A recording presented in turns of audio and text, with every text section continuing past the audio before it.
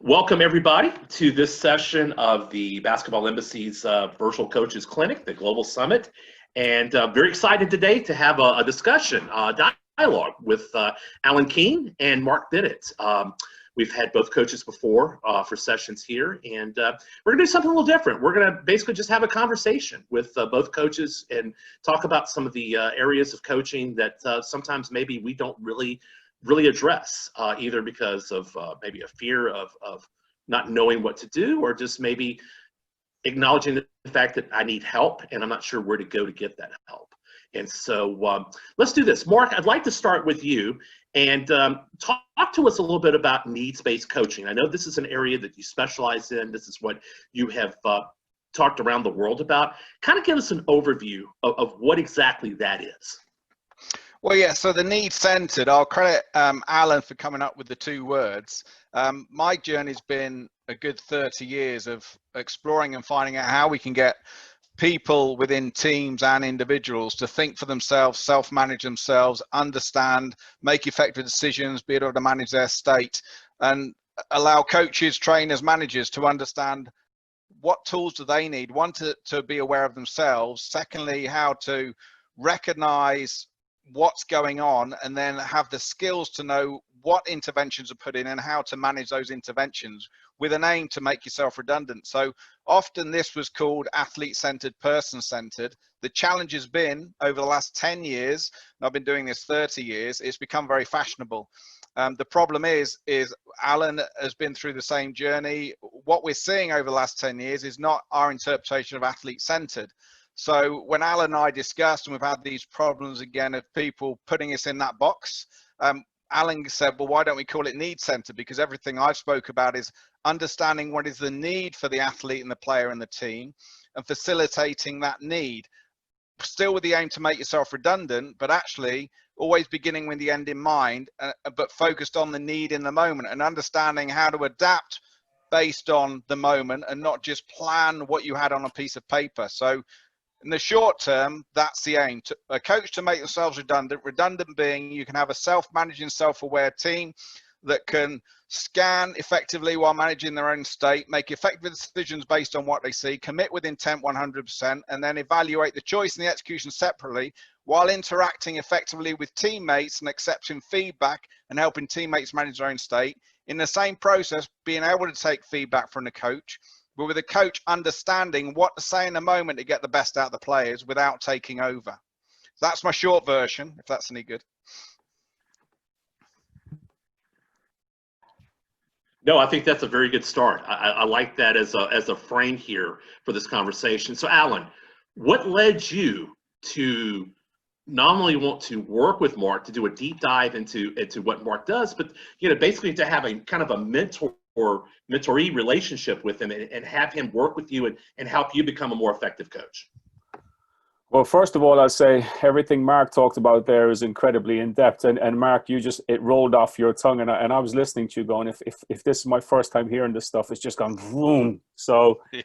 I found it quite funny, actually. But Lason, the reason, I think, if I peel it all the way back to why I wanted a mentor and how I ended up meeting Mark and the value I see in it and what the turning point for that was, if I answer it in those three phases, first of all, I was very aware at the beginning of my coaching career that I was where I was, and I was at the level of understanding of how to coach and the intricacies of coaching, at that particular time. And as the journey's gone, I'm still very aware, and I credit probably my mother and my upbringing for that. That's I was never somebody that thought I was better than what I was at anything, and I think that was a starting point for me on my journey with Mark, and a big part of my journey with PDS, that I'm happy. I want to be self-aware. I want to be more aware, and I'm not concerned about what that looks like when I open myself up and say, well, who am I as a basketball coach? Who am I as a person? I'm very much wired to go in that direction. So when I met Mark, I met him through like a UK coaching clinic, a UK coaching program, Aspire program it was. And part of that 18 months program was that we were going to have an opportunity to be paired up with a mentor.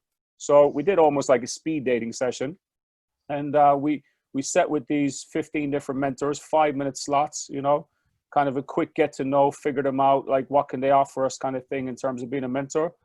And Mark's, when I spoke with Mark for those 5 minutes, as soon as I got up from the chair, I knew I didn't need to speak to anybody else, because I felt at that time Mark was a straight talker. He still is. Mark was a straight talker in my first interaction with him. You know, in a short space of time, he really sold, not sold to me, but like the value I took from it was, here's a guy who's speaking a language I want to know more about, who's talking about athletes making decisions for themselves.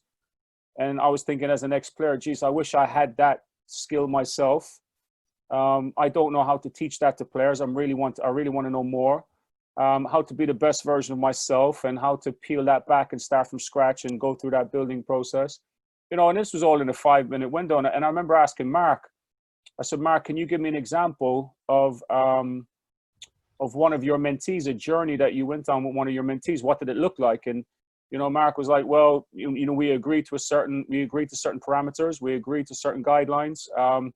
You know, that person didn't follow through. So we no longer are going on the journey. I'm no longer mentoring that person. I remember thinking, that's exactly who I need as a mentor. Somebody that's going to keep me in check with what I agree to. We're not going to go for just a coffee and be buddy.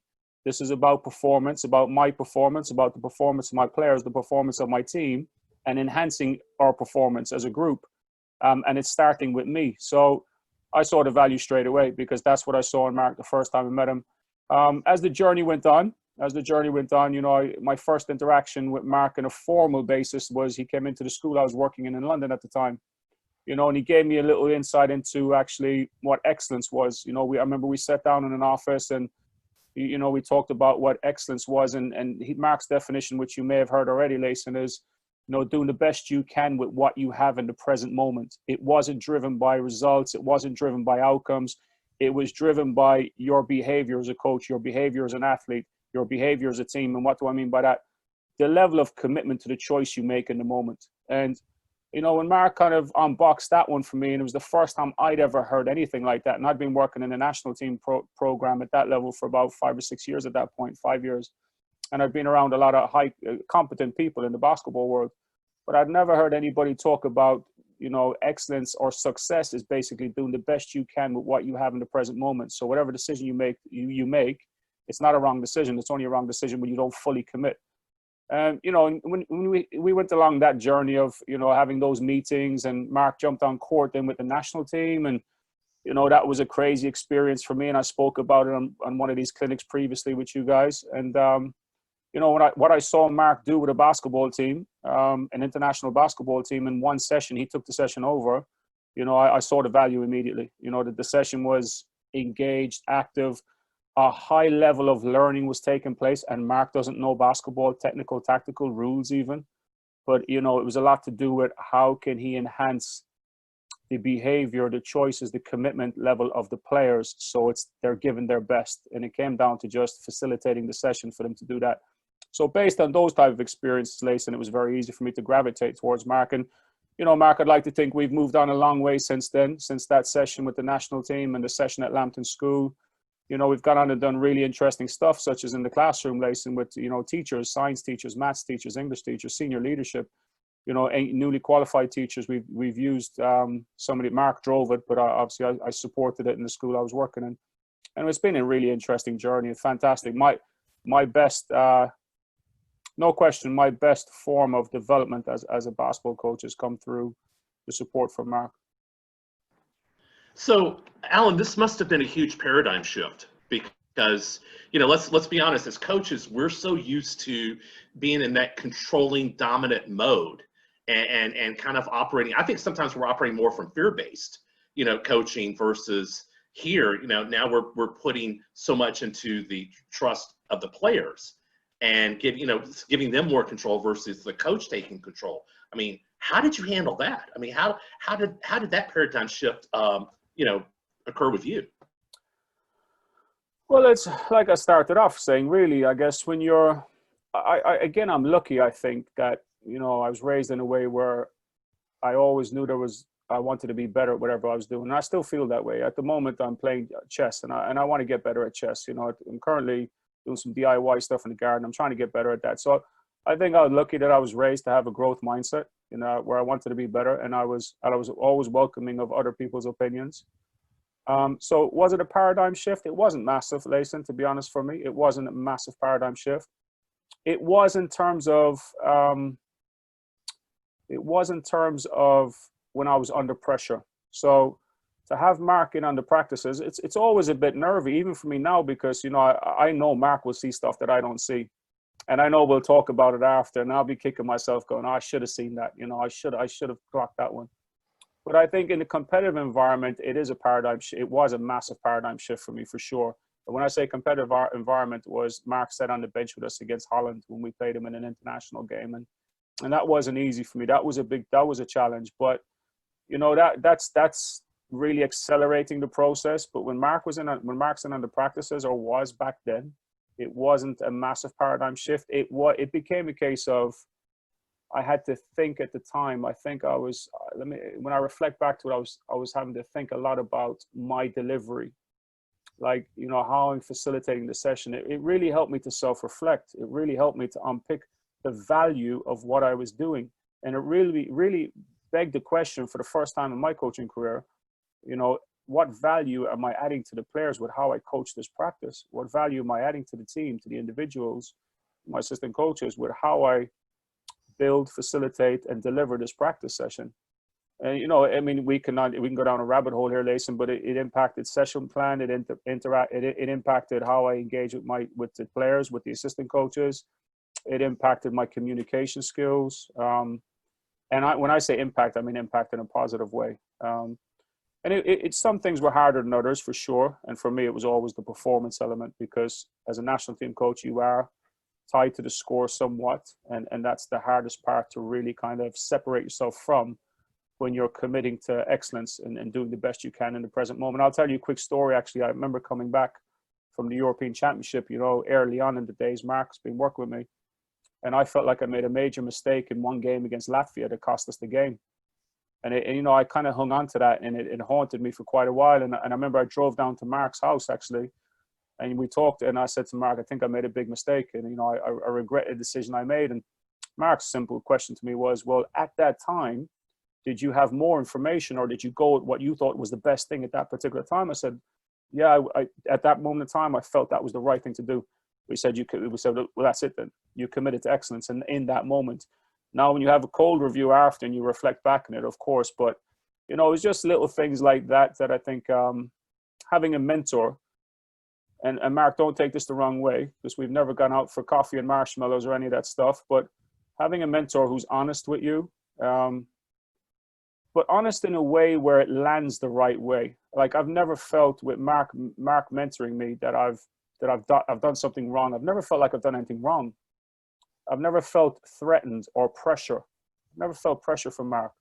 I've felt like he's relentless in a positive way, not relentless in like it's forceful, but he's very consistent. And there's a lot of support that comes with that consistency, you know, a lot of support. But Mark, you know, what I found with a mentor like Mark is I never had any negative feelings. And I always came away from one-to-one sessions with Mark, be it by the phone or face-to-face, or having him on a practice session, which was always awesome.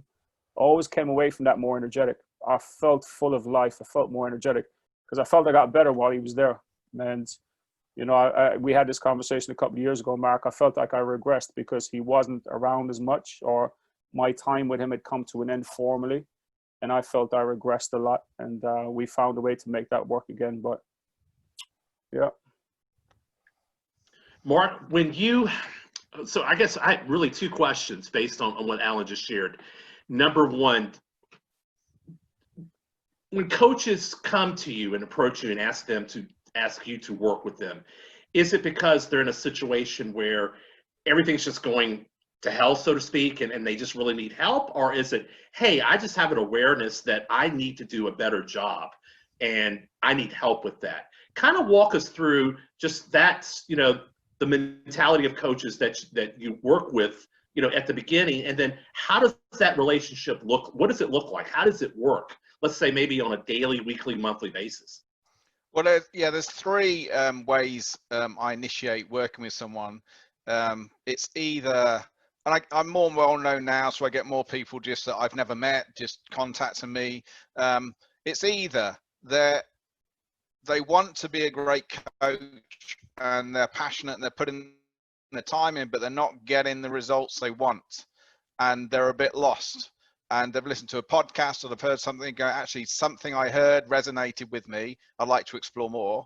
Or they have a self-awareness, actually, that they recognize what's missing and they don't have the tools to upskill themselves in that competency they recognize I do. The third one, which is potentially the most challenging, is their boss gets me in, and their boss recognizes that they need support in some area of coaching, whether they're lost, they feel them in a negative spiral, or they feel they're not getting the best out of the players.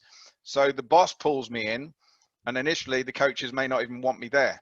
So that's up to me then to actually let them know, look, I'm not here to criticize your coaching. I'm here to really understand why you coach the way you do. And if I can add value and raise your awareness of stuff that'll have impact on your players, will you be interested? I think the whole thing about relationships is understanding that athlete-centered, that a lot of people call, where we have this thing where we say, well, it's about asking a lot of questions and it's person first and it's about caring. A lot of this can be really misunderstood. The way I look at it is my relationship with a mentor must be the same relationship as a coach to a player. There should be no difference. You need to be open. You need to be aware of your own state. You need to understand that you're there for a reason to have a positive impact. And you need to set clarity at the beginning about the expectations and the relationship.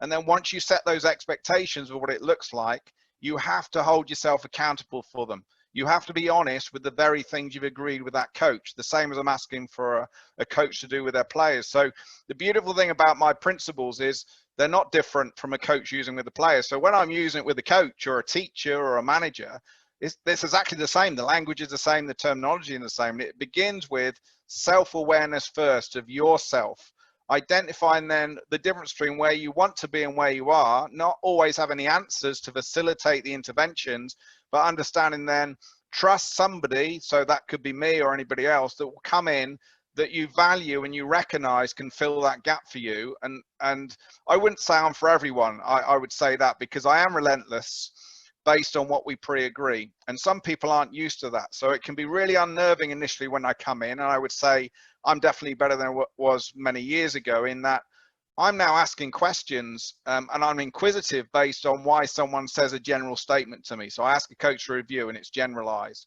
or they start referencing score lines, and I am relentless inquisitive about, what do you mean by that? Well, what if this happens? What's your understanding of this? How have you come to that conclusion? And some people have never had that before. I was with a baseball team in the States not so long ago, a Major League Baseball team. And when I went to one of the minor leagues, I was doing my inquisitive, asking questions. And Alan, I'm sure he'll tell you, I never tell somebody what they need to do. I inquisitively ask why they do the things they do. And I came away, and what was a real shift for them, which was an eye-opener for me, in America with the coach development, they don't really have people like me that come in and ask those inquisitive questions, but actually if you answer, you still go deeper. But yeah, but explain this, I really want to understand. And I came away from that, and the feedback to them was, this guy's come in and just ripped us apart and told us how we should coach. So now you need to be aware that, look, you need to develop a relationship, a rapport, the same as a coach does with a player. So the quicker I can get to understand the person, the quicker we can establish our relationship and what our lighthouse is. What are we working towards? And how do we work together if we don't do what we say we're going to do? Or, we feel uncomfortable about things. Are we going to have those conversations? And do we both recognize we do it for the right reasons? Even if we disagree, it's okay. The relationship can still be strong. It's not about us agreeing with each other and massaging each other's egos and think everything's great, because adherence mentoring is not about that. My whole sole purpose as a mentor to a coach is to help the coach help themselves as a person be more comfortable, aware of what they're doing, why they're doing it, and the choices they make, and help them develop the players they're working with. That's my sole intent. There's no hidden agenda. So when you're pure and honest with that, you tend to form very, very strong relationships with coaches. But a coach needs to be someone that, it's not about being thinking that you're more open than or you're vulnerable. It's not about vulnerability. It's about recognizing I'm, as a coach, whether I'm a volunteer or I'm a high paid coach, I'm here for a reason. And if I do not set my own standards of pursuing my own excellence, of being the best I can be, but I'm expecting my players every day to actually be open to change, to self-analyzing things, to grow, to do things uncomfortably you've never done before. If I'm expecting them as my athletes to do it, but I'm not doing it myself, I'm a bit of a hypocrite to the values that I'm sharing with my players. So any good coach that I've ever worked with, I always have a strong relationship with, because they're doing it for the reasons, because they want to help themselves, help the players. And I think that's the key thing. The difference between sitting down, having a cup of coffee and thinking there's an elephant in the corner, let's not talk about that thing, let's just have a cup of coffee. That's not adherence mentoring. Adherence mentoring is about supporting the change of a coach and helping them recognize the gaps, and then having an awareness of how to communicate to help support some tools to fill those gaps. But it's got to start with the self-recognition, and it's got to start with being to honoring the relationship that you agree with them from day one, and that's where the trust builds. Alan, well, how's it been? Yeah, I was just saying with Alan, how's that been for you? It's a bit like when you mentioned that thing about mistake, Alan, wasn't it? In that point of, I said to you, well, actually, with the information you had at the time, did you go with what you believe was the right decision? And you said yes. So the point of then is, well, that's not a mistake. Now you have data that you didn't know before, and if you were to do that again, you'd do it differently. But that's because you have new data. And it's kind of that tight relationship where a coach can be really honest with you, knowing no one's going to tell you you're doing bad. Actually, it's someone I know I can speak to. I'm going to get honest feedback, and the whole sole purpose is to help me be a better coach. And that's pretty much how we've developed, isn't it, Alan, with you? Yeah, and I use that with the players now, Mark. You know, I mean, it's because players will always feel like they've made a mistake. And, you know, one of the things I say most, especially to the players who are with us in their first year, whether it's the pro guys or the academy guys, like they'll beat themselves up about a poor decision they make, and they'll say it was a bad decision. And my thing is always to them, and which I've got from you, obviously, and which you helped me apply to myself. I say to them, look, AJ, did you fully commit to the choice you made? Yeah.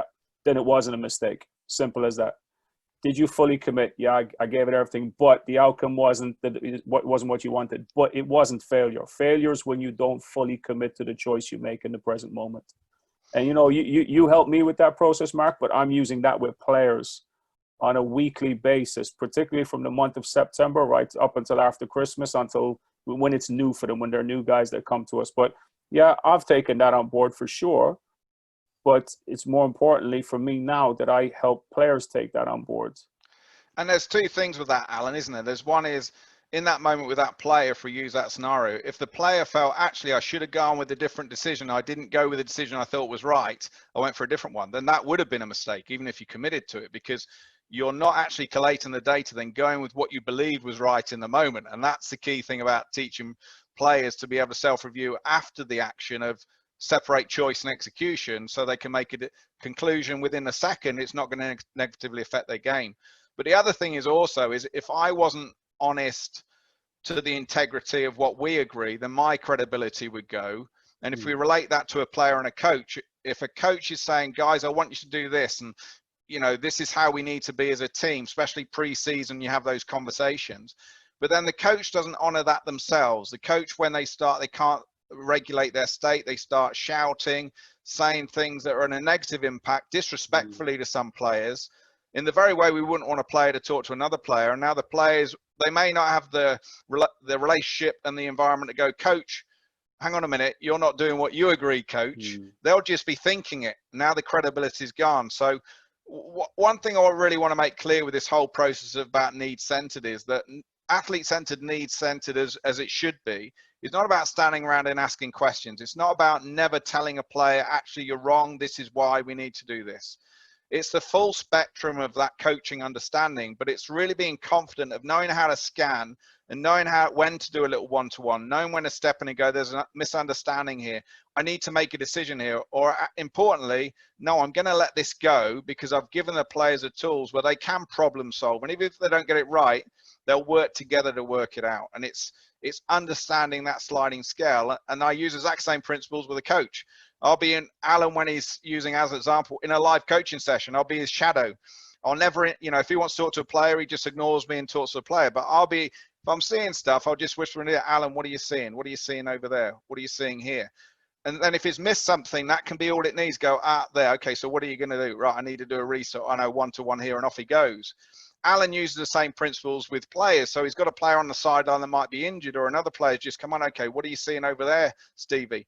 Yeah, okay, so what can you do? Can you go on and sort that? Or actually, can you give a timeout? Can you speak to the players? Do you need me for that?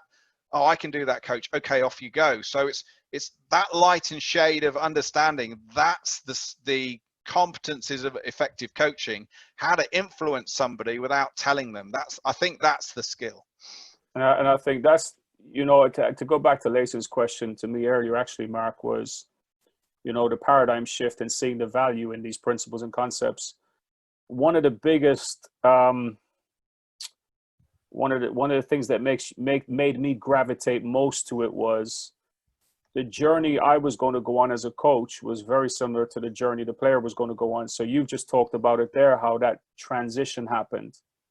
Like when I'm in a practice session and you're following me around and you're in my ear, I'm doing the same thing to the players. Instead of stopping 12 guys, instead of stopping 10 guys playing to talk to one guy, I'm scanning and sniping for what I mean by that is like pulling the guy over, going, what are you thinking? What are you seeing?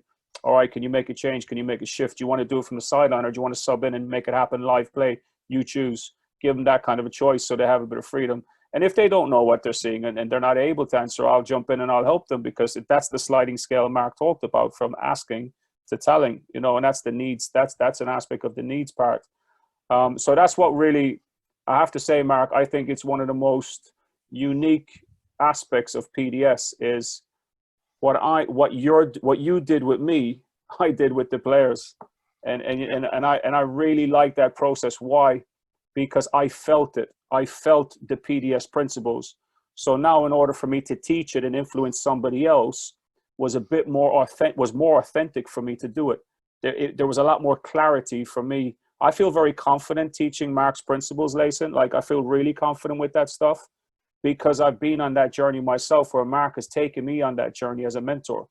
But Mark, can I go back to something you said a while ago about, you know, you can know the theory of this stuff and, you know, you say one thing, but you do another thing, and then you have to be consistent with the players. I mean, you told me a long time ago, and I start every season like this by telling the players honestly and openly, guys, I'm going to wear different hats when I'm coaching you.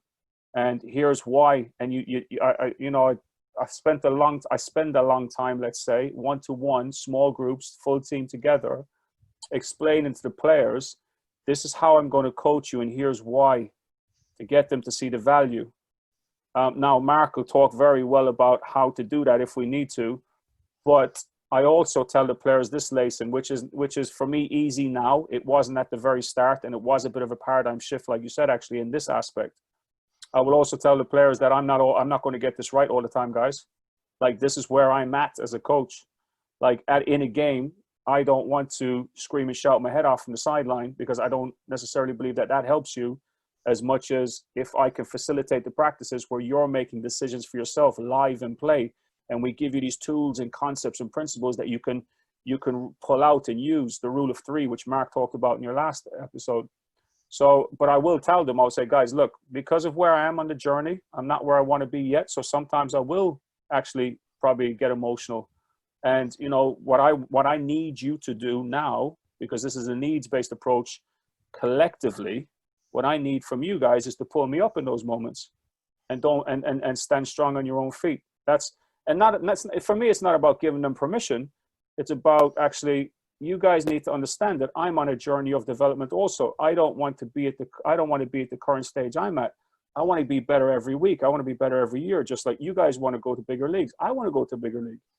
You know, and you guys are going to be my facilitators, because the more I get it right with you, the better I'm getting, the better you're getting. So it's very easy to, I want to say this differently, but I can't think of a phrase. It's very easy to win a player over with the value of this stuff. But I don't think you have to be honest with them about where you're at with it as well, and what it will look like when you coach. What I've done actually, Lason, is showed players videos, like new players, import players that come to us. I will show them videos of my timeouts the previous year. I'll show them videos, little snippets of the practices last year where what it looks like when I'm scanning on the sideline, just so it's not all theory I'm throwing at them. We'll show some video footage where the PDS principles are being brought to life, where players are calling timeouts and they're on a clock of 20 seconds because that's the constraint we put in for that segment. You have a 20-second timeout because it's only one thing they should be talking about. And I'll show them videos of that, so and it's always the penny drops that way, But yeah, I think, Mark, there's two things there for me I wanted to pick up on what you said. One is wearing the different hats and being honest with the players about that and being honest about where you are on your journey. And then the other thing I really wanted to get across was the uniqueness of PDS is I go on the same journey as the players with my growth and development, which is pursuing excellence.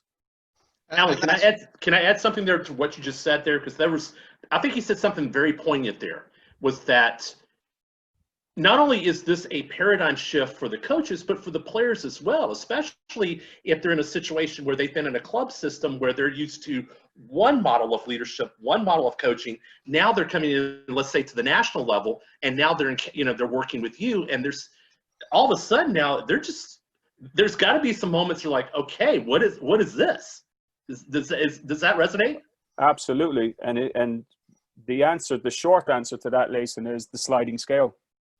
For me as a coach, and this is where you got to do your homework, especially with players that come into the national team. Like I've got to know their background. I've got to know how they've been coached. I've got to know what makes them tick. What level, how hot does it have to get for them to infiltrate their emotional state? How hot does it have to get? What kind of things make them? It shows me at their worst, shows them at their best. You have to do your homework and your research.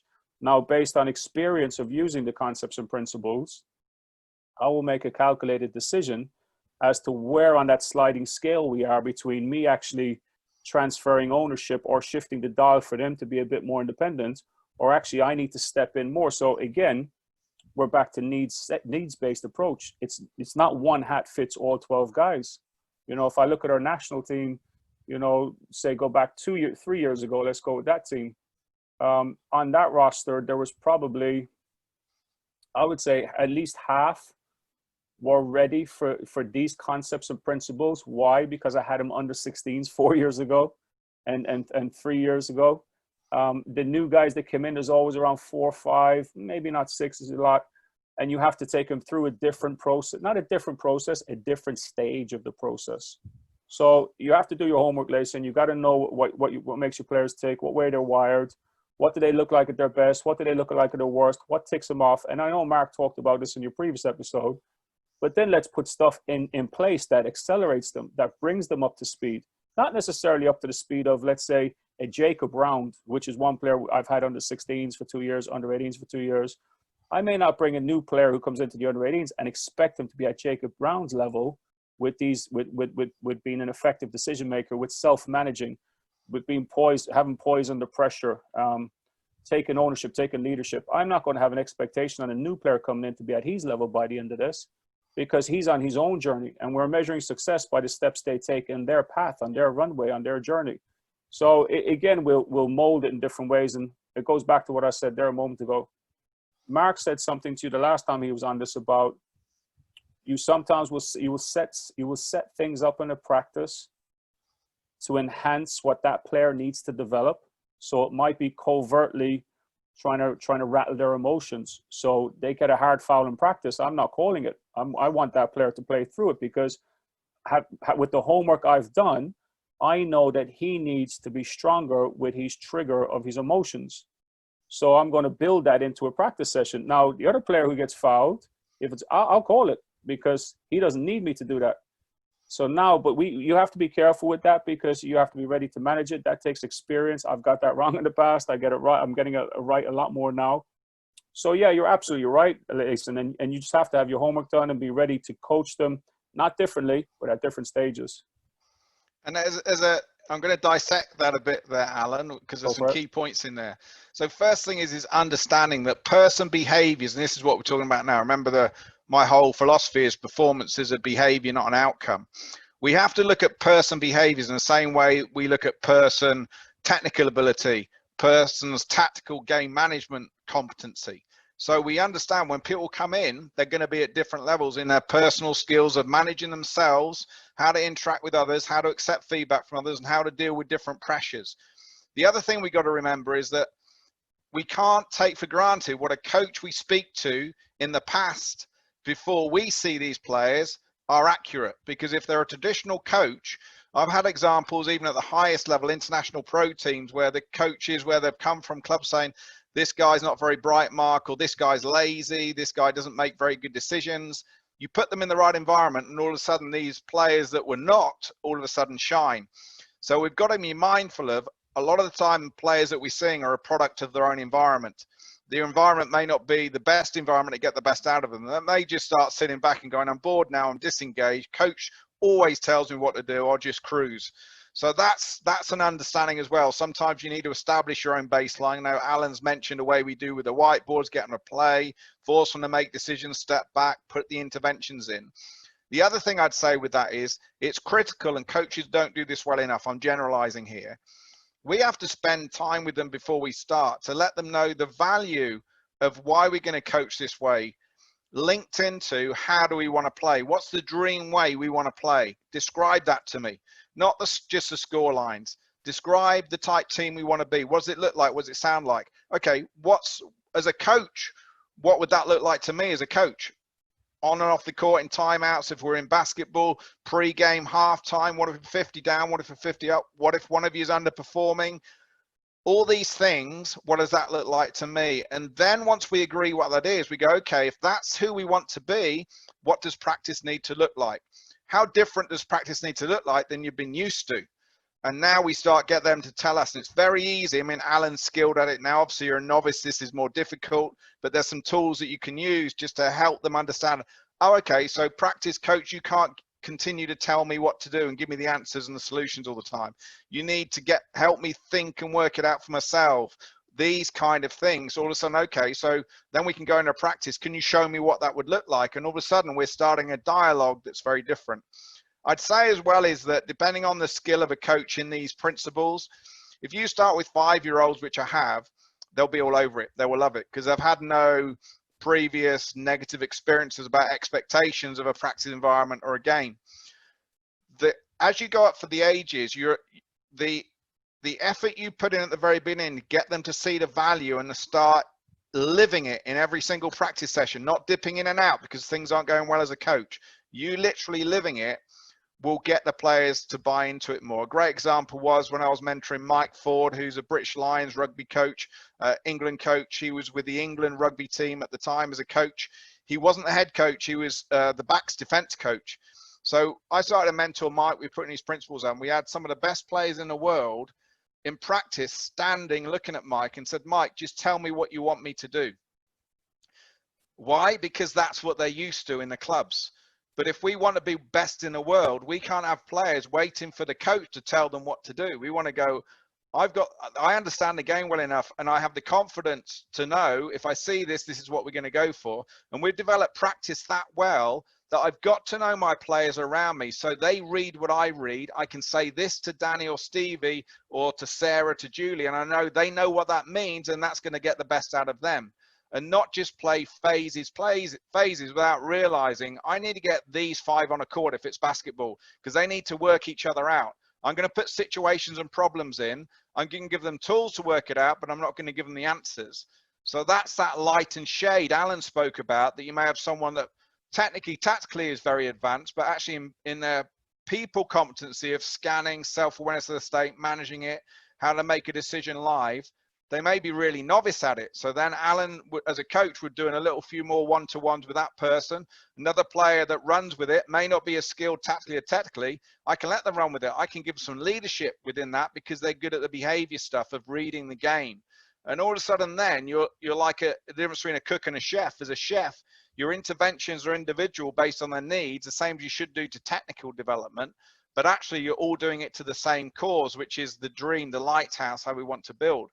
The challenge is if we dip in and out as a coach or we can't manage our own state and we don't have interventions to manage it, we'll lose credibility straight away because the players will just sit there and go, oh, this is a new thing. Has coach just been on a course or listened to a podcast? Yeah, we'll see how he goes with it. I'm sure 2 weeks he'll be back to old coach.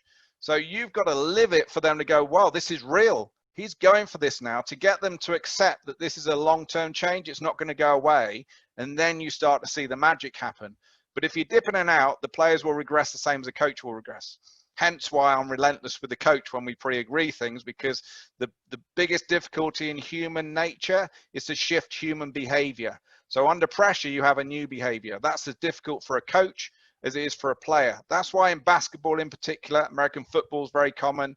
You may see a coach in practice that's very well mannered, good scanning, good at interventions. You watch the same coach in the game, they're like a Tasmanian devil with no management of their own, even no awareness or no management of their state, being negative, a negative influence to their team, not reading the game well enough, and they look like totally different people.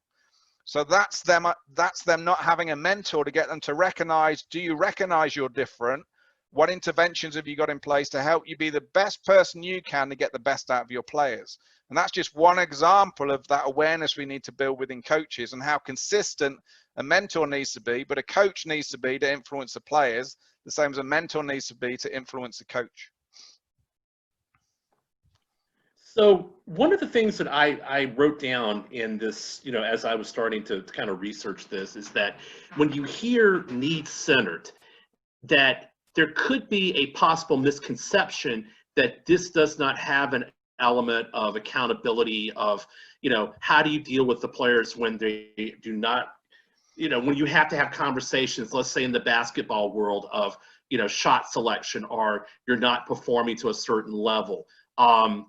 Is that a true misconception? And then how do you address that? Mark or Alan? Yeah, so in essence, need-centered is all about what the player needs, linked into the lighthouse. So if we're developing a team that needs to be able to self-manage themselves, adapt live on the court based on what they see, based on adapting to the opposition, not waiting for the coach to feed them information, then we need a player that is confident in game management, is confident in scanning well and reading the game, and then committing to a decision based on what they see. And importantly, self-evaluating it without rubbernecking, as I called it, looking over the coach to go, is that okay, coach? So one of the things I always teach any coach and the players is a self-evaluation process. So it's taken from basic experiential learning that's been in mountaineering and education for years, maybe not used effectively, but it's been there. And it's a basic principle of, based on what you see, you make a choice, you commit to the choice 100%, then you review what happened, what were the differences between what you wanted to happen and what did, and would you change anything? So a simple would be is, okay, so once we do this, our questioning framework changes as a coach. So the first thing we need to do, instead of telling them that was great, or no, we need to do this, or what was wrong with that, what we're saying is, okay, review that. So no clues. It could be great, or it could be unacceptable. The problem is, traditionally, the coach is only time when a coach asks a question, a player's done something wrong. So the player's just thinking, well, coach has answered me a question, I must have done something wrong. Where was I 5 seconds ago? I was in transition. Right, what are the common problems of transition? Oh, it's that. Coach, it was this. And the coach then goes, great, he knows. So then the coach is happy. But actually, it's a learned answer. So what we need to do is go the opposite of just, and Alan does this very well now, is if they're running back even on the court in practice, we don't pull them over. We just go, Stevie, and we just shout Stevie's name. When Stevie is running back because he's already self-reviewed, Stevie will just shout the answer or give a thumb up or go, should have been wide, or yet nailed that, good pass on. So then the coach just thumbs up. They don't even have to take them out of play. Now, if he's saying something where he isn't sure, coach can then pull them out in a one-to-one, literally for 20 seconds. Talk to me about what happened over there. What were your options? What did you see? And this is questions that get to the point quick, because we've taught them how to self-review. They're not waiting for us to ask them questions before they have to think about it. They're already thinking about it. They've already concluded. What we're doing, though, instead of getting them to just give us the answer, we're asking them, okay, what did you see? What were the options? There's 2 reasons for that. Is they may have seen something you didn't, because they're from a different place. And also, we can't then put an intervention in based on their decision if we don't yet first know, did they see the other options? So for us saying, why did you make that decision? We're missing the trick there. What we need to be saying is, what did you see? Because now we can recognize actually the source of the problem, they didn't see that option. That's why they didn't go for it. Now, if they saw the option, then we can go, okay, so what were your reason for choosing this one? I'm interested. So then it could be forwarding on, we now recognize as a coach, actually under pressure, that's their go-to, because they don't feel as confident in the other options.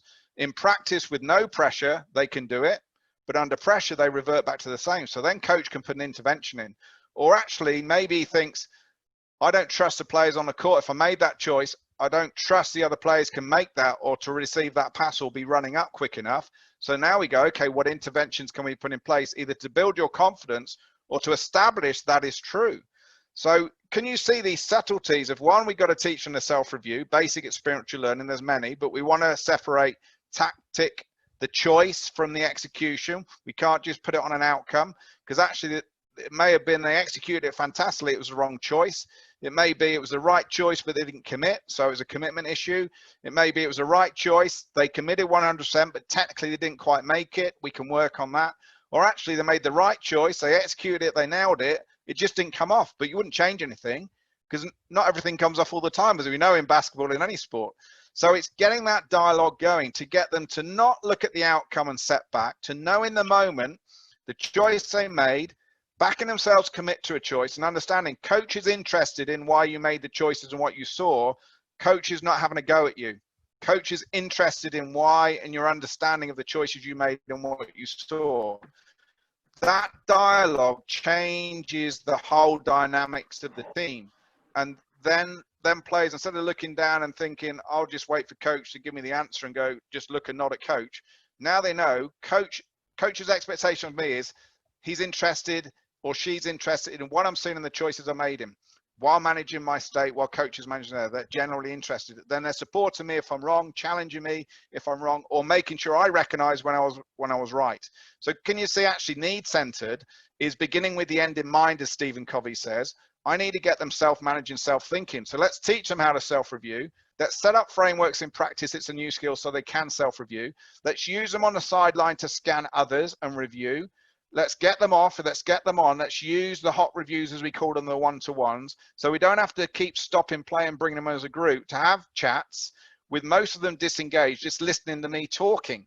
Back to the principle of player first, player last. I want to hear from them. They know my expectation now. I'm interested in why they made the decision they had, what they saw, etc. What would they change, if anything? I want it from them.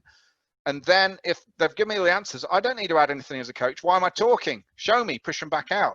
So many coaches think they still need to say something at the end. If you're talking, they've already given the answers. All you're doing is disengaging the players. That's not our purpose. Our purpose is to make ourselves redundant. So if the players are doing it without you, you're being good as a coach. Why stop play or why start talking? So can you see the subtle differences between need-centered in that area? Oh yes, I definitely could see that, and I think that's for some coaches, that's kind of what you just said first, teaching that self-review process. I think it's one thing that you commit to this, you commit to this. Oh, okay, I want to do this with my team, but we have to put those first steps in place. So, yeah. Alan, with that in mind, talk a little bit about, as you started to put those pieces in place, what were some challenges that you faced, both with your players and maybe within your own staff and yourself, in terms of being able to put these into place? So no doubt there's challenges that come with it, but the challenges change as time goes on, and I think if I go in the order of how they appeared for me, I think, and it ties in with what Mark was just speaking about there, in terms of answering your question, Lason.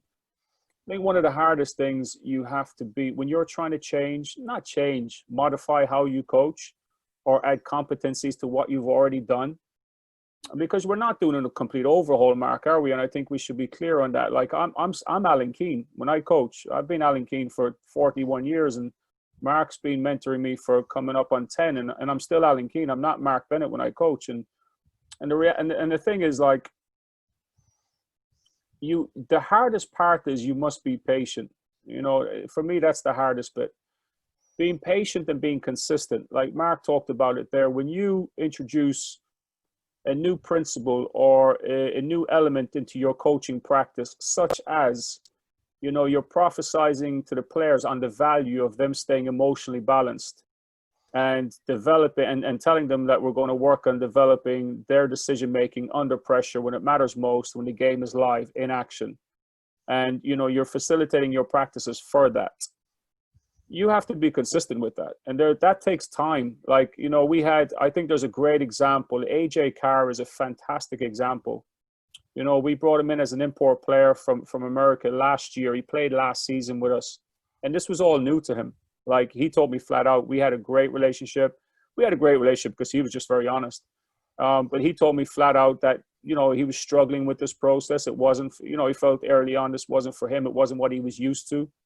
He wasn't used to having coaches, ask him, what does he think? What does he see? What does he feel? And, we brought him back this year, and he was so much better. As Mark, you would have seen that. Like, he really carried these principles forward for me. With a new team, a brand new team this year, AJ is the only returning player. He really brought the PDS principles that we put in place the year before. He really brought them to life. So patience and consistency, I think, is one of the biggest challenges you have. And Mark, you're absolutely right. If you're not consistent with it, it can backfire because you lose the faith and the confidence of the players. But also understanding that a new system for players takes time. But the second to last thing I'll talk about in regards to it is, and Mark, you were very good with me at establishing this way of thinking.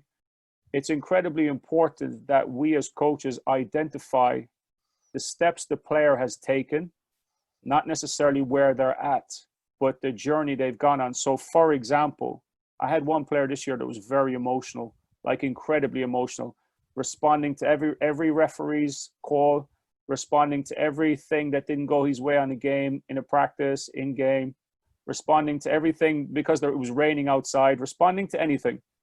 And, by the end of the season, he didn't go full circle and do a 180-degree flip and not complain about anything. He was still complaining about referees. But by the end of the year, it was a lot less than it was at the start of the year. And he showed good growth.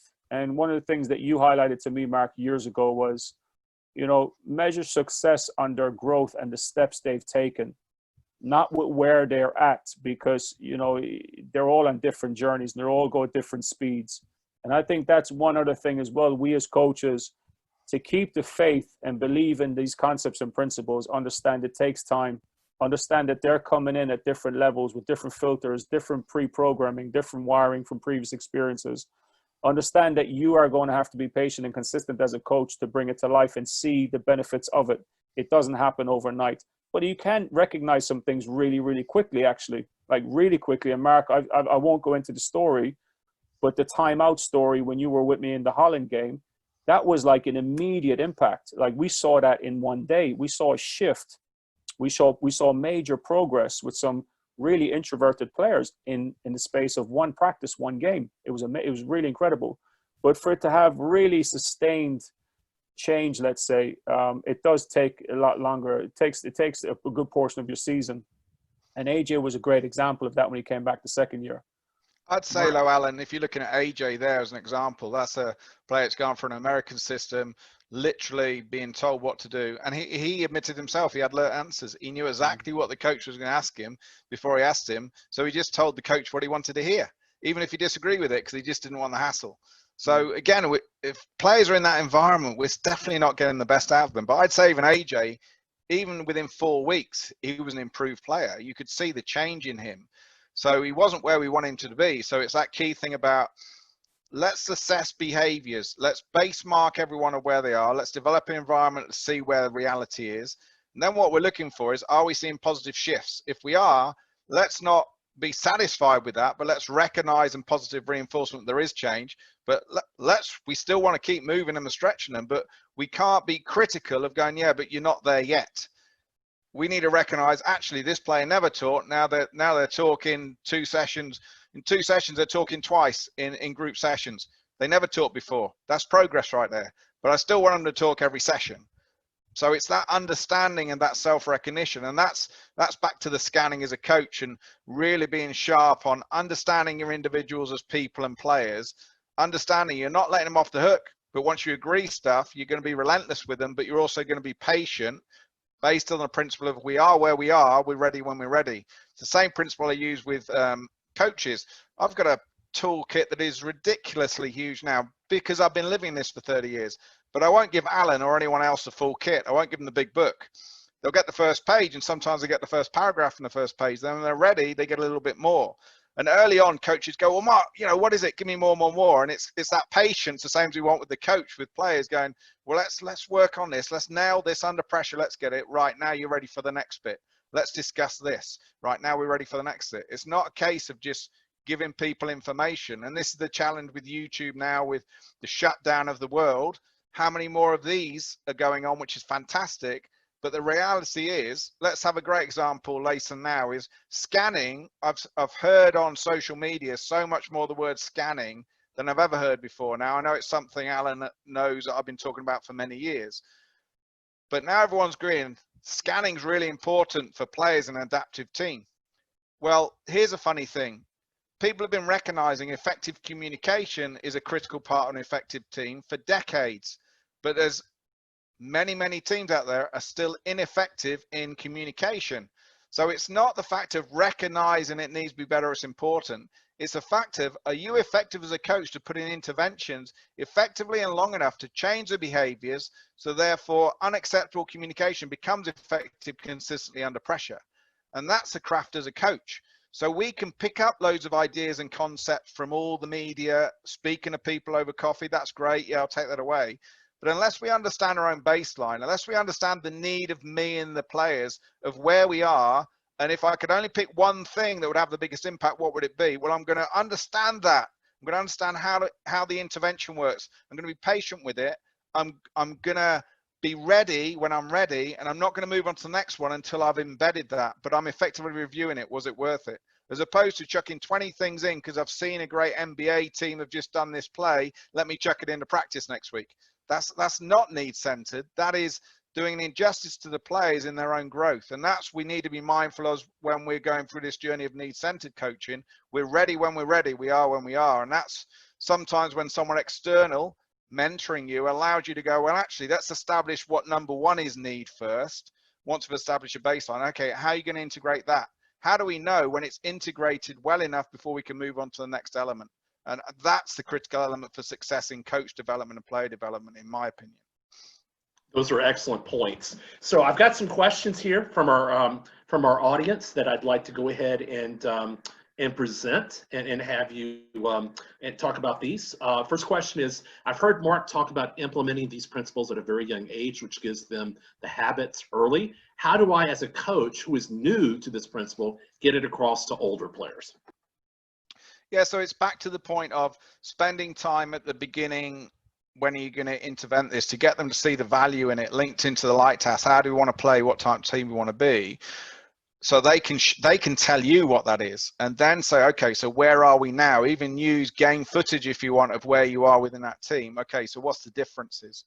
Okay, so if we need to change these things and we put them in that order of value that we need to work on to be the team we've all agreed now that we want to be, what do we need to do in practice differently to develop the very tools and skills that we've said we want, that we've now recognized we haven't got? So it's definitely a dialogue conversation of meaning and understanding. Back to then, okay, so we've recognized, so let's use a great example of players accepting feedback from other players. Question to you, Lason, how important do you say would that be in basketball in a game of players accepting feedback from other players under pressure? How important would you say that was? I would say it's very important. Critical, right? Yes. Okay. Now, how many teams and coaches listening to this would recognize that they have players that are very, very bad at accepting feedback from other players? Most teams, right? Exactly. So the first question is, if that's one of your critical elements, what conscious interventions have you put in place in practice, often enough, consistently enough, where the players know and see the value of it to have an impact, to change that behavior that gives you the turn in the game? Every coach I've ever asked, they've said, Mark, I haven't. So here's the point of this, is recognizing that players are smart in common sense. So practitioners are often not academics. That's why they're playing basketball and other sports. But let's have a dialogue with them so they see the value in changing based on the team we want to be. recognize the specifics, not the generalization, and then agree on the 1 or 2 things that will give us our biggest return, and then agree, what do we need to change in practice as players? What do you guys need to change? What do I need to change as a coach to bring this alive? And how relentless do we need to be? Agree what that looks like. So we use the UAEs: acceptable, unacceptable, exceptional. Agree when you're going to step in, when you're not. So I've got like the rule of 3 resets, many tools. They agree it, and then you go, right, whatever we agree, we're going to live, and we're going to bring it alive in this session. And then we don't allow ourselves to regress back. We go, look, we're on a journey. We're not going to be every time, but what our expectation is, we commit in the moment to what we agree. And if we forget about it, because we will, because that's natural, we're here to back each other and remind each other what we agreed. And we have to accept the feedback when we hear somebody recognizing that we forgot about it. And we recognize, we use the 3 A's. So it's the basics of acknowledgement, acceptance, and action. So the first thing out of those 3 is the acceptance internally that you may not see. The acknowledgement is a hand touch close or a thumb up if it's a distance. The action is then I do something about it. So now there's a recognized framework where we've had a conversation. I've done this with senior pro teams all around the world, and they really get it. The key is then is when you agree, okay, but what's that going to look like in practice? What's that going to look like in this next session from me and you? Then you agree that, then you have to do it. And where people trip up is often the conversation's a bit one way. They don't get into the detail. Then the players don't really see the value. And then if you do, the key trip up is we don't then know what it looks like in a practice session, what the differences coach and players need to do, and then we have to do it and hold each other accountable. Back to only review what we said the success was. So if success is, we're going to be dynamic and accept feedback from our teammates. If you're saying, okay, that's the one thing we're going to work on, for example, our success criteria when we're reviewing the groups is that. It's not the tactics of the game. We're going to play 5-on-5. Okay, let's see how we go under pressure. Okay, review, how do we do? Yeah, Stevie, I spoke to you. Yeah, I saw the hand. Jimmy, you didn't give me a hand touch there. Or I recognize, actually, I didn't follow through on it. I agree, but I didn't action. Okay, so what do we need to change? Great, you recognize it, off you go again. So remember, everything that we're talking about, I'm sure every coach will recognize it's important, but we need to look at it the same as we're looking at a tactical and tactical element of a game. It's not going to happen by us speaking about it. It's going to happen by us embedding it through action and evaluation of action and commitment to action, often enough, consistently enough, under enough pressure, so it comes alive in a game. And this is a principle that you can do at any age, but it's easier when you start earlier. But you can change any team so long as you go through that process. Next question. If or what reflective system or cycle do you use? Yeah, so I think I've answered that one in that basics of the experiential learning cycle. There's many. It's just a fact of getting players to scan effectively. If I go through the cycle, I mentioned it on the last delivery I did with you. It's the basics of, this is where it all stems from. Players aware of their own state. Players then managing their state. If they can't self-manage, they use a rule of 3, reaching out to other players, going, I need you here, I'm starting to lose it. Player comes in touch. Or they are not self-aware, player comes in, come on, you got this, reset. In the moment now, show me the next, what's next, whatever it might be that presses their button. Now they're in the right state, scanning. I'm looking around, what are the opportunities and threats consistently? Based on that data, I then make a choice. Based on my understanding of the game and my ability in the moment, I then commit to a choice. Once I've committed to the choice, that's the execution. I simply live in a moment, review the choice and the execution. Did I commit? Yes or no? If it's a no, well, I'm just going to commit next. You don't go any further. If I've committed, was it the right choice? Was it the right execution? Yes or no, no, no, yes. Right, next time I'm going to do this. And that's it. It's a very simple cycle. I've got some videos up through my website, and you'll see kids of 8, 9 doing this live in soccer, in rugby, very, very fast. You'll see the hands up. You'll see a coach coming out with a hot review with a player. The player will go in intricate detail straight away without the coach having to ask a ton of questions. That's telling you as a coach that they're using this self-reviewing process and cycle. And it becomes almost armor for players at any age, where now instead of them thinking, I don't know what to do, or I'm just focused on the outcome, now I'm in a negative spiral, they've evaluated, they've concluded, they're back in the present, they're moving on. It's a very simple way to give them confidence in what they've just done and what they're going to do next to keep them in the present. Alan, next two questions are for you. The first one is, has PDS made coaching more enjoyable and enduring? I'm assuming your mindset before PDS was winning at all costs and your specific role in generating the team's success. Since PDS, I'm assuming you're driven by each player's individual development and forming individual relationships with each player, which facilitates their development and their overall team development. Okay, I've got the question in front of me as well, Lason. So there's a couple inside there. Has it made coaching more enjoyable? Absolutely. You know, I'm less emotional, which means I'm less frustrated and I'm less angry. You know, I don't coach. I would say I probably didn't coach angry at all this year at any point in time. And, you know, Matt Johnson once said to me, which I thought was a great question, is there a place for anger in sport? Because we see a lot of it, you know, we see a lot of it. But I drive home from a practice if I've had a good session, and my definition of a good session is actually bringing all these principles to life consistently for the full practice. When I've had a good session, I drive home with energy. I drive home feeling upbeat. I drive home with positive feelings. So it's definitely made coaching for me more enjoyable, no question.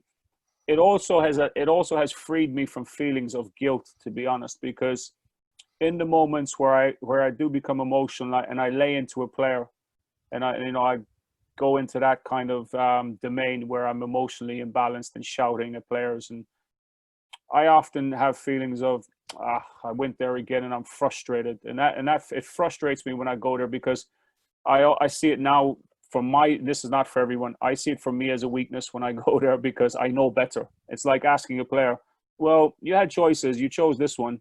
Yeah, it wasn't the right choice. Did you know it wasn't the right choice? Yeah, I did know. Well, that's not smart, is it? And I know now the difference between effective coaching and ineffective coaching. And when I'm in an emotional state, I coach ineffectively. That's reality. And I have plenty of evidence to prove it, be it in practice or be it in game. So I drive home from practice every night when I felt like I've coached effectively, and coaching effectively for me is helping the players to self-manage, helping the players to be self-sufficient live during play. And Mark has talked a lot about how those concepts. The other part of the question was, assuming your mindset before PDS was winning at all costs, I still want to win. Let's make no mistake about it. We're not turning up any weekend. We're not turning up in the summer to lose any game. I'm never thinking lose. But Mark sent me a message one day this season. It was early in the season. And he said, it was very refreshing to watch your interview this evening. We'd lost the game by 15 points. We'd lost the derby. And he said, when you were talking in the interview, he said, I couldn't tell if you'd won or lost. And that for me was a great message of, yeah, I nailed, we lost the game, but I coached well. And, I don't get hung up on the losses like I used to. I'm able to manage them better, manage how they land with me. But I want to win. We all want to win. And I'm coaching players this way to help them perform better, to help them become the best version of themselves, which ultimately means we become a better team. Now, if we win more games because of it, great. But you're asking the question about long-term over short-term. For me, this is a long-term process. I'm committing to this for the bigger picture, not for the win on Saturday, not for the win on Sunday. But I fully believe, because I've seen the benefit of it, that winning comes with it. But the reality of defining yourself on a win and a loss is, we've all been in a game where the other team is better than you. They have better players than you have. That's reality. But can we get the best out of our players in that moment is my definition of success. And the wins take care of themselves. You'll hear Bill Walsh, The Score Takes Care of Itself, which is a great book, in American football many years ago. But I believe in that. I believe the score will take care of itself. And my focus and my definition of success is doing the best we can in the present moment. I think there was a third part to the question. I'm assuming you're driven by each individual player's development. Absolutely. And they're all different. They've all got different success criteria for their individual journey, for sure. Forming individual relationships with each player. Absolutely. But the forming individual relationships is incredibly important. And I've spoke about this before. I think you have to have a clear relationship with yourself before you can have an effective relationship with your team. And that goes back to raising your own self-awareness, you know, and how do you do that? Mark's talked loads about that, so I won't repeat it. But I hope that answers your question. Okay, let's go ahead and Alan or Mark, I don't know if you both can see the next set of questions here. First one was, every player has individual needs that might be unique to them. How do you influence everyone's needs within each session, or are they addressed session by session? Well, that's a very simple one. Everyone agrees the lighthouse, which is what type team we want to be. Remember what we're developing in the team dynamics. We're developing an interdependent team, not a dependent team, not an independent team, an interdependent team. What we mean by that is everyone understanding each other, everyone doing the best they can, being the best they can be, and helping each other be the best they can be. Now, when you develop that as a dynamics, coach in team is part of that, them being the best they can be and help each other be the best they can be, and the players helping coach be the best they can be. Alan's got some examples of players challenging him effectively when he was unacceptable based on pre-agreed. What we also do is we agree with every player that what we call individual work on individual focus areas, whatever language you want to use, and that is consistently ongoing. So that doesn't change every single session. They're ready when they're ready. So it's the number one thing. So it may be managing their state awareness, accepting feedback, scanning, committing to things, whatever it might be, that's the same for them. That's what it is. So then all we do is, Alan's really good at this again now. Other coaches I mentor are really good. Even pre the warm up, coaches now wandering around just in that social, developing that rapport, maintain the rapport. And one of the questions the coach asks, because there'll be a list, it'll be audited, remind me on your work on the day. So what would that look like? So do you need any help from the other players or from me within that? So it keeps it in the front of their heads. They're sharing with you. That's not the coach reminding them, that's getting it from the players. And then on the hot reviews during the game, when they're just doing those little one-to-ones on the sideline, one of the things coach always asks them is, okay, just review, how's your work on coming on? And now the players, oh yeah, is that okay? Can you show me that now? How long? So it may be, I'll give you an example of a swimmer. A swimmer may be that they need to maintain a certain stroke. And the coach has now come to me, and I had this with one of the national triathlete coaches, and they're saying, Mark, they can't do it for a length, and I'm getting really frustrated. So very simple answer. We bring the player in. What is your work on? Right, I need to maintain that focus and concentration, my breathing, the stroke length, but I can't do a length. So my first question is okay, how long can you do? If you commit 100%, how long? So I can do 75%. Okay, let's agree, commit to 75%, then cruise the last quarter. And then all we do is review that. So when they come in, how did you do? Yeah, committed. I got 80%, coach. Brilliant. That's what I saw too. So it's understanding that individual focus is still them individually, but it's the vision is an interdependent division, and that work on is kept alive. So when it's developed, there may be a new one. It may be on it for 2 weeks. It may be on it for the whole season. That's individual to the players, but it's the coach's responsibility and the individual players. And also they share it with the other players, responsibility to support each other to be the best they can be and help everyone else be the best they can be. And I hope that answers the question of where that sits. I'm just going to add to that a little bit, Mark.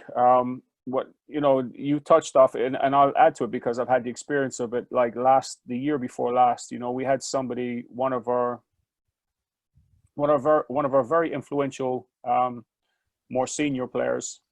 He was working a full-time job, and he would come to practice in the evening with us, having, raising a young baby at home, new father for the first time, and working a long day teaching. And, he would come to practice. He was the only non-full-time guy we had. And he would come to me, carrying a lower back injury as well throughout the season. And, I talked to him before practice, like, how are you feeling? And he'd say, I feel a bit rough. I've had a tough week. It's been very busy in school today. And I'd look, how are you feeling? And what can you give? He said, I'm good. I can go. I said, well, if you've got 75% energy in you, can you give me 100 of that 75%? And that's what we're going to deem as acceptable for you tonight. And it was me then having an understanding of where he's at, like meet him where he's at, and not be unrealistic with the expectations just because the full-time guys were able to commit 100% to their 100%. He only had 70% to give. He didn't have a full tank to give because of how his day went. And the second thing I would add to that is, I put it in the past 2 seasons at the end of my session plan, which is a lot shorter now than it used to be. At the end, the second half of it, really, the second half of that sheet of paper has got a list of the players' names. and it's got beside it what their individual success criteria is for this period of time. So, for example, we had 2 Spanish players this year, and, you know, communication was obviously a big part of our practice, effective communication. There was a bit of a language barrier with these guys, you know, the pronunciation of words, it wasn't clear, you know, they didn't understand some terminology as well, let's say. So there was 2 things. There was a pronunciation of words, but there was also terminology that they didn't understand, certain words. And, you know, I'd put that on the session plan. So Pau and Matthias, I would just put beside it language, terminology. And I'd always be checking in with them as the practice is going on. Pau, talk to me, like we set it up beforehand. If there's anything you don't know, he just needs to look at me and give me a nod, like, I don't get it, like, talk to me. So I would, instead of stopping the practice going over, I would just run past them real quick, right, bang, this is what we mean by hedge, you know, different things. And then another example would be a couple of other players who were maybe not very emotionally balanced, and like I described already, was easy to upset them. You know, we put in there, I had to remind myself, like 15 guys in practice, like I wanted to know what each individual success criteria was. And I would just scan over that before I go into practice, or, you know, on a water break or whatever, walking over, I would have a quick look at it, right? You know, remind me what Danny's success criteria is, what AJ is, what's Liam's. And it would just help me to help them. But this was all set up beforehand, like Mark said, it was pre-agreed stuff. It was stuff that they were aware of. It wasn't stuff that I come up with because I feel it's this. It was stuff that it was a discussion that was had. Like Liam would tell me, I want to improve my emotions. I don't want to be moaning at referees. I want to be calmer on the court. Can you help me with this? Yes, I can. Here's one way how. I'm going to remind myself every practice what I need to help you with, as well as a session plan. Okay, last question is, Mark, on your website, you do have a number of resources available for coaches. If a coach wants to begin this journey, which resource do you recommend they start with first, and what would be I guess maybe the progression, or like you said, give them the first page. What's the first page to start with? Yeah, there's podcasts on there, and I'd say just work through some of them. Just listen driving in your car, just be self-reflective. If you got to a point now, or even in these conversations or some of your lists before, and you think, yeah, this is something I need to get better at, it's something I want to find out more about, there's elements I know I can grow as a coach, then just go for the online support. There's a page there. Alan does this with me as well, independently. And there's different levels. So there's one where it's literally just a Skype. You don't need any video. And we'll go through and discuss one-to-one with you where you are. I'd say definitely, if you can, film yourself, put a camera on your chest. Definitely the best place. And just run some practice sessions and just watch it back. Listen, not to the tech tac, but listen to what you're saying. Watch the face and the eye contact with the players, and how you're interacting, how you're listening to them, how's the dialogue, etc., who's engaged, who's not, just to establish, are you doing what you think you're doing? And then obviously there's different levels of the online support, whereas actually you send video footage, we work through that, Alan and I, then we get Skype for you and we take you on a journey over 3 months, very bespoke, very designed for your needs. Irrelevant to the sport, level you're at, the age you're at, where you are, it's specific to you within identifying your needs. So I'd say that, and there's plenty of videos, examples of me delivering, Alan delivering, sort of live practice, etc. But you'll get to a point, however many podcasts you listen to, you're going to get to the point you go, well, yeah, but how do I implement it? Where's my need? Where am I? Where's my baseline? And that's where the online support with me and Alan really comes in, because like we've discussed, you can listen to 100 podcasts and things and it all sounds great, but you got to bring it alive. So it's understanding what's step 1, what's step 2, what's step 3, when am I ready to move on to 2 or 3, and that's where we help.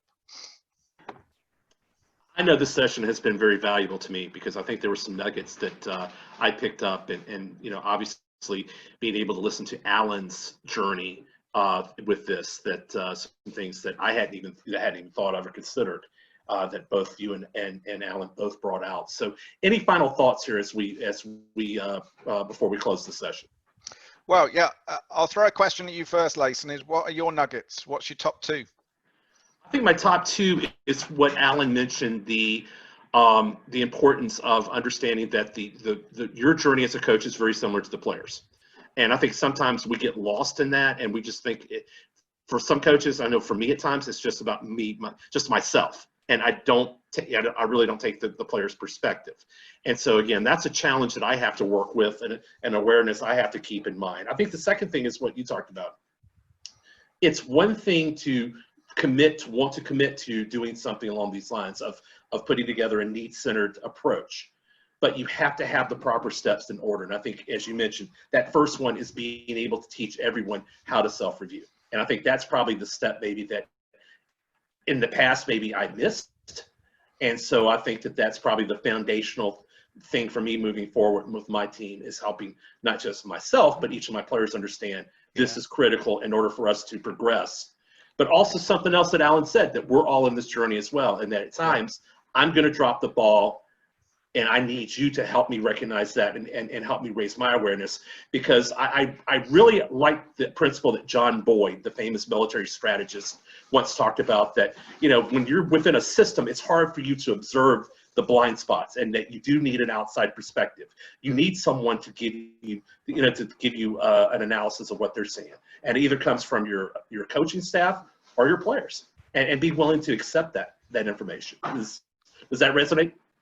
Yeah, definitely. And it's one of these things that there's a lot of surface level stuff going on out now about athlete-centered coaching, or putting the person first and the player, and getting self-thinking players. It's the how-to's important, and also understanding that coaches are humans.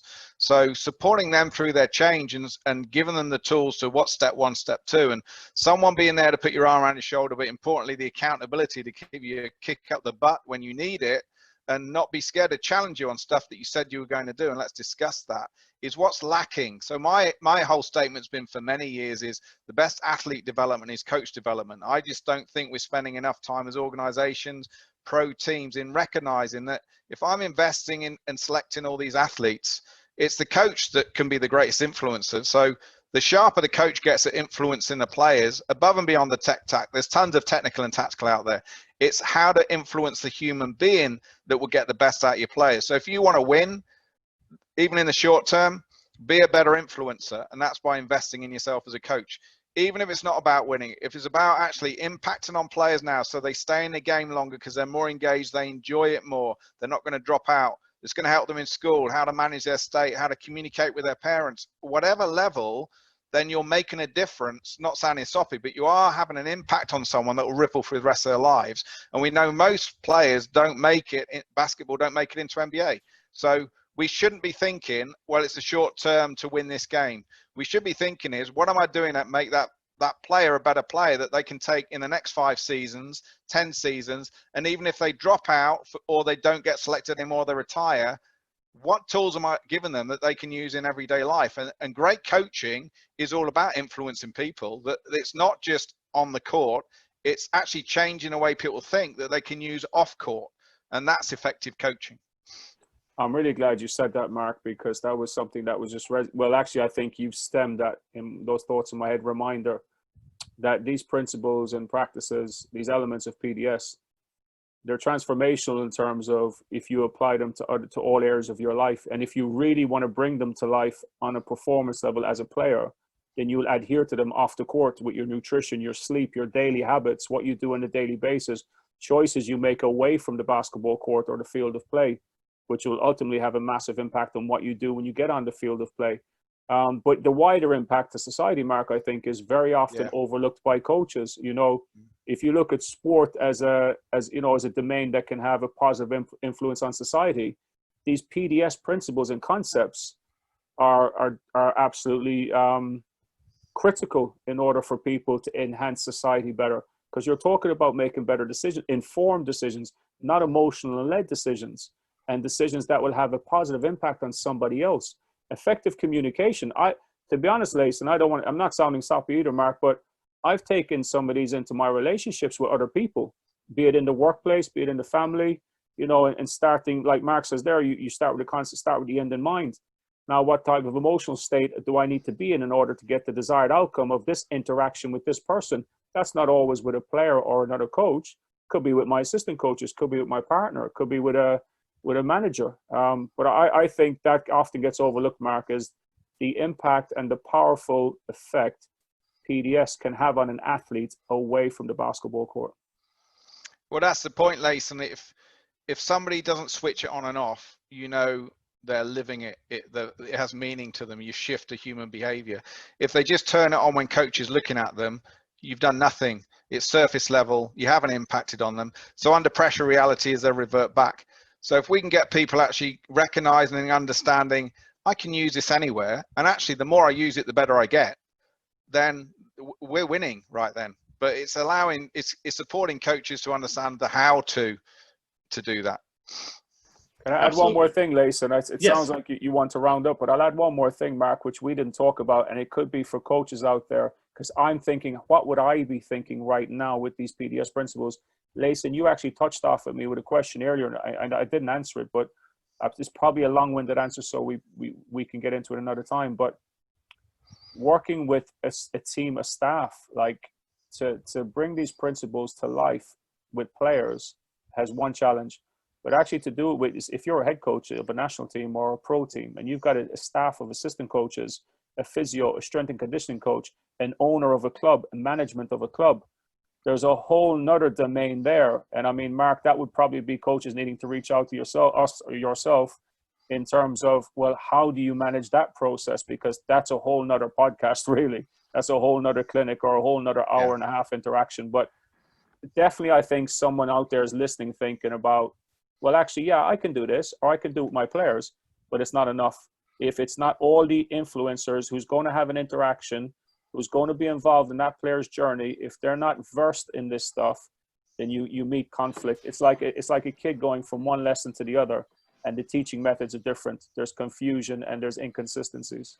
Well, let me also add something too, which you from an American coach perspective, is that the parents as well. I mean, obviously the parents at the club, at the club level, but for a scholastic coach like me, the parents as well. And that's been a challenge in the past for me, was getting my parents to understand the paradigm that we're trying to implement as a coaching staff at the school I'm at, versus old paradigms that they have, that competitive, fear-based model. So, you're right. That's probably whole nother discussion we could have just on, how do you address those, and how do you get your coaches and everyone to be on board with you as you implement these changes, because you're going to run into resistance. You're going to run into people that don't agree with that. And so again, do you work with them? Do you help them, try to bring them on board? Or at a certain point you say, hey, this, or they self-decide whether or not they want to be a part of it. Yeah, it's one of those things, Lason. One of the things we do on the online as well, I do online team support for the full team, not just for an individual coach. But what's beautiful is the principles we've talked about, where we've mentioned the mentor uses the same with the coach uses the same with the player, the coach uses the same with the parents.